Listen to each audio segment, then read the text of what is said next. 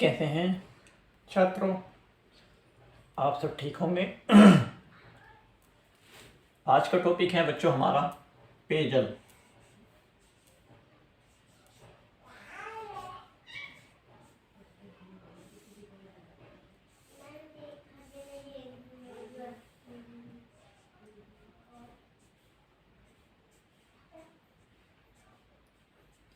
पेयजल किसे कहते हैं? पेयजल की क्या परिभाषा है? पेयजल के बारे में आज जानेंगे कि पेयजल कहते किसे हैं, पेयजल का मतलब क्या है, क्या परिभाषा है। जल का एक मुख्य स्रोत है, जल का मुख्य स्रोत है वर्षा। हमने कल वाले वीडियो में भी बात की थी और हम आज जो वीडियो बना रहे हैं इसमें भी बात कर रहे हैं। जो जल का मुख्य स्रोत है वो क्या है? वो वर्षा है। यानी वर्षा जितनी अधिक होगी उतना ही क्या है कि हमारे जो वाटर लेवल वगैरह है वो भी ठीक रहेगा, हमारा वातावरण भी सही रहेगा। बहुत सारी जो खेती किसानी एक कोई से भी काम है तो जो पानी से रिलेटेड है, और पानी से रिलेटेड क्या, पानी से रिलेटेड तो बिना पानी के तो कोई काम है ही नहीं। लेकिन पृथ्वी पर आते ही इसमें कई प्रकार की अशुद्धियाँ और हानिकारक और कीटाणु मिल जाते हैं। कल भी हम इस वीडियो में बात कर रहे थे कि जो जल होता है वर्षा का वो शुद्ध जल होता है।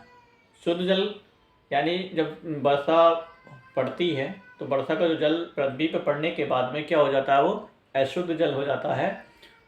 और जो पृथ्वी से पड़ने से पहले पहले क्या होता है, वो प्योर होता है। यानी वर्षा का जल जो होता है प्योर होता है, बहुत प्योरिटी होती है, वो किसी भी प्रकार का उसमें गंदा या अशुद्ध जल नहीं होता है। जब वो पृथ्वी पर पड़ जाता है तो उसको अशुद्ध भी हो जाता है, उसके अंदर कीटाणु भी मिल जाते हैं।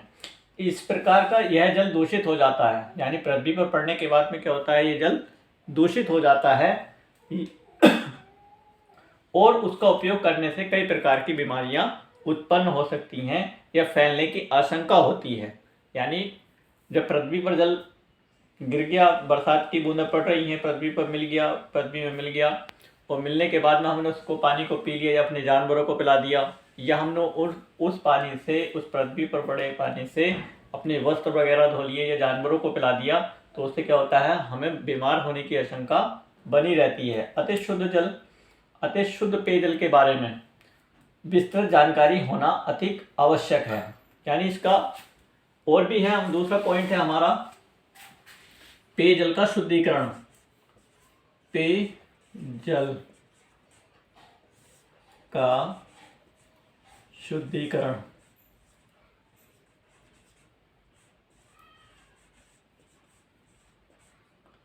पेयजल का शुद्धिकरण। पेयजल आप समझेंगे, पेय का मतलब होता है जो पीने योग्य हो, जो पीने योग्य जल हो उसका शुद्धिकरण। कौन सा शुद्धिकरण करेंगे या किस प्रकार से हम उसको शुद्ध करेंगे जो वो पीने योग्य हो, तो उसकी कई तरह की विधियां होती हैं जो हम जानेंगे। हम जल का उपयोग पीने और खाना बनाने के लिए करते हैं। शहर के लोग नलों के माध्यम से जल प्राप्त करते हैं। यदि जल किसी नलकूपों बृहद जलाशय में एकत्र किया जाता है तो जो पीने योग्य नहीं होता है। आपने देखा होगा नलकूपों में या नदी को द्वारा जो पानी बहता है या आता है वो पानी पीने योग्य नहीं होता है।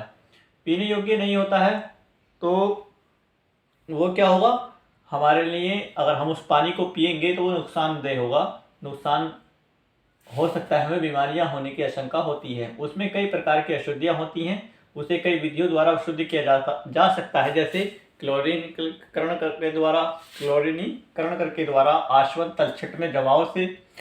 गांव में लोग नदी, झील अथवा कुएं से पेयजल प्राप्त करते हैं।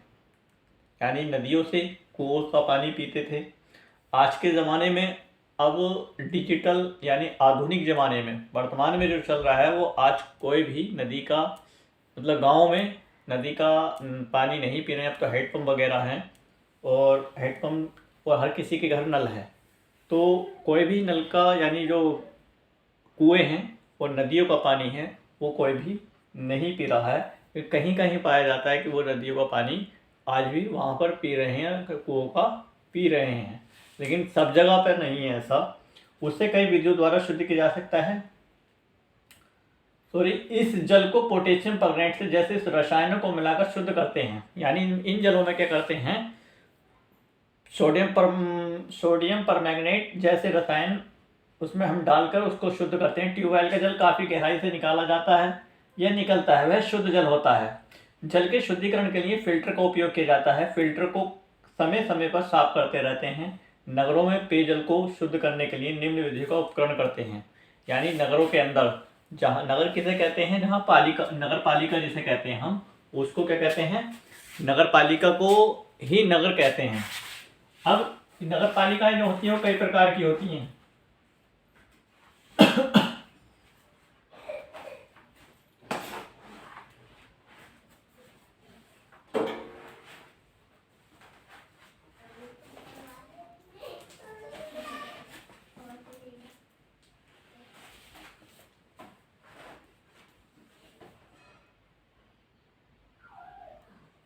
नंबर 1 है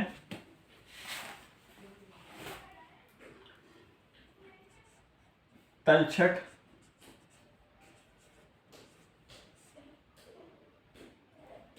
की जमाव विधि।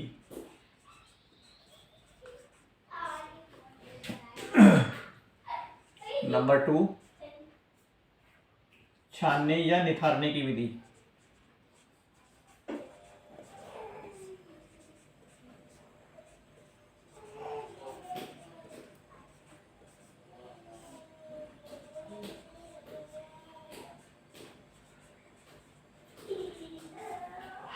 पॉइंट नंबर 3 है हमारा क्लोरीनीकरण, क्लोरीनीकरण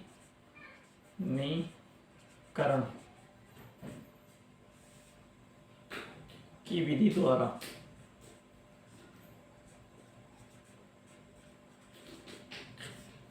ये 3 हो गई। नंबर 1 है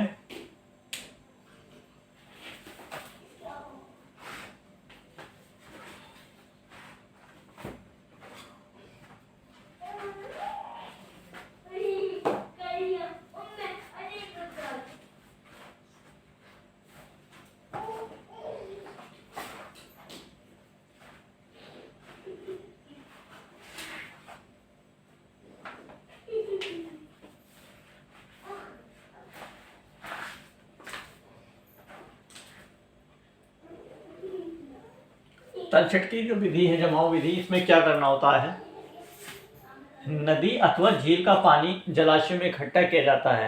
यानी नदी और झीलों का जो पानी होता है वो इकट्ठा कर लेते हैं जलाशयों में।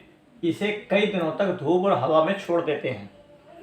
यानी इसके फलस्वरूप हानिकारक कीटाणु मर जाते हैं। यानी धूप और बहुत सारी जब किसी जलाशय का मतलब है किसी गहरे गड्ढे में या होद में उस जल को हम इकट्ठा कर लेते हैं, और इकट्ठा करने के बाद में उसमें क्या होता है, जब तेज धूप और हवा छोड़ते हैं तो उसके जो कीटाणु होते हैं वो मर जाते हैं। मिट्टी, रेत आदि तली में जम जाती है, और उस जमी मिट्टी, रेत को जमाव की क्रिया करने के लिए इसमें फिटकरी डाली जाती है। यानी वो जो उसके अंदर मिट्टी है वो मिट्टी को जमाने के लिए उसमें क्या डाल देते हैं, फिटकरी डाल देते हैं, जिससे कि वो जम जाए।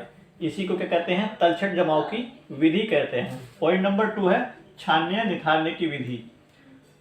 तलछट में जमाव के बाद शुद्ध हुए जल को बालू की सतह से प्रवाहित करके जल में बची हुई अशुद्धियां छन जाती हैं। यानी तलछट में उसके नीचे शुद्ध हुए जल को बालू की सतह से प्रवाहित करके, बालू किसे कहते हैं, रेत को कहते हैं, रेत से प्रवाहित करके उसे क्या करते हैं, शुद्ध कर लेते हैं। जो अशुद्धि होती है वो नीचे रह जाती है और जो शुद्ध पानी होता है वो निकाल लेते हैं। पॉइंट नंबर 3 है क्लोरीनीकरण।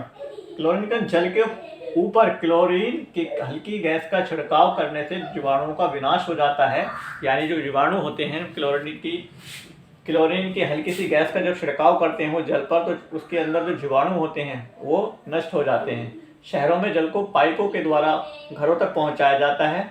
पेयजल को व्यर्थ में नष्ट होने से बचाएं। यानी जो पेयजल मतलब जो पानी पीने योग्य है उस जल को हमें क्या करना चाहिए, नष्ट होने से बचाना चाहिए। यानी हमें इतना ही यूज करना चाहिए जितना कि हमारी आवश्यकता है। अब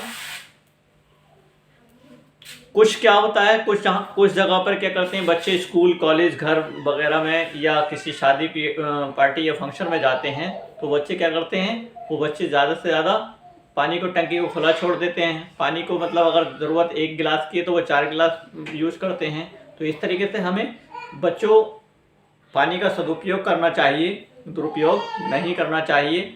पानी का सदुपयोग करेंगे तो हम पानी को जितना बचाएंगे, जल क्या है हमारे लिए, जीवन है, जल ही हमारा जीवन है। हमने पिछली वीडियो में बताया था कि जल जो है हमारा जीवन है। पेयजल यानी पीने योग्य जल है, उसको जितना उसका सदुपयोग करें उतना ही हमारे लिए वो फायदेमंद, और